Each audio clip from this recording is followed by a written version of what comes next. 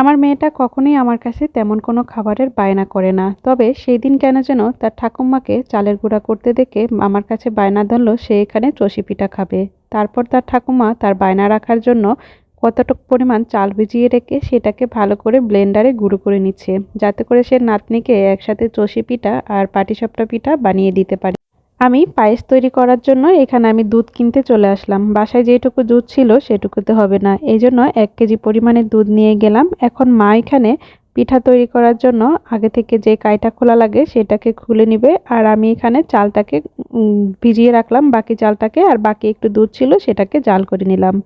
মা চষি পিঠা কাটার জন্য কাইটা খুলে নিয়ে এখানে সে তার মতো করে চষি পিঠা কেটে নিচ্ছে। যদিও আমি এটা পারি না, তবে মায়ের কাছ থেকে একটু একটু করে শেখার চেষ্টা করতেছি। আমি এখানে মাকে যে চিকন করে দড়ির মধ্যে যেটা পাকিয়ে দেওয়া লাগে সেটাকে পাক দিয়ে দিচ্ছি, মা এখানে হাতের সাহায্যে কেটে নিচ্ছে। আমি আবার এদিকে চলে আসলাম দুধটাকে গরম করতে দিয়ে গুড়টাকে কেটে নেওয়ার জন্য।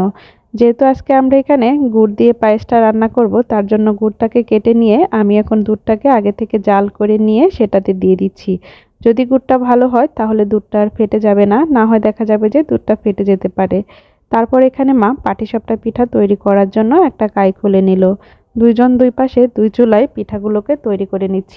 পাটিসাপটা পিঠা তৈরি করাটা খুবই সহজ, তবে মা যেভাবে তৈরি করে সেটা আমি আগে কখনো পারতাম না, বা এখন একটু একটু করে করার চেষ্টা করি। মা এটার ভিতরে দেওয়ার জন্য একটা পুরো তৈরি করে নিছে সুজি দিয়ে।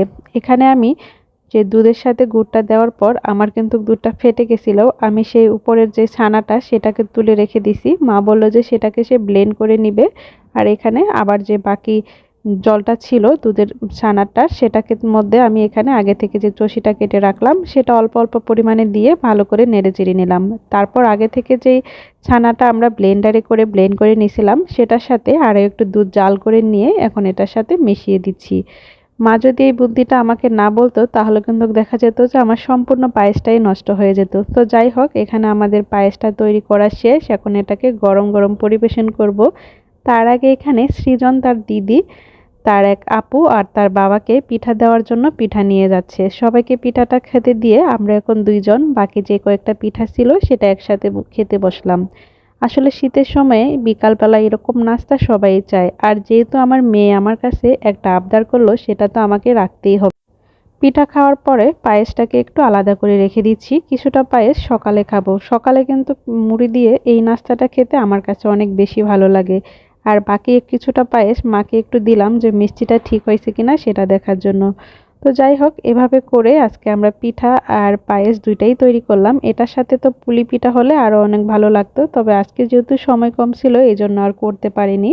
তো পিঠা তৈরি পায়েস তৈরি করার পর সুস্মিতাকে খেতে দেওয়ার পর সে আর বাবা একসাথে করে খাচ্ছে।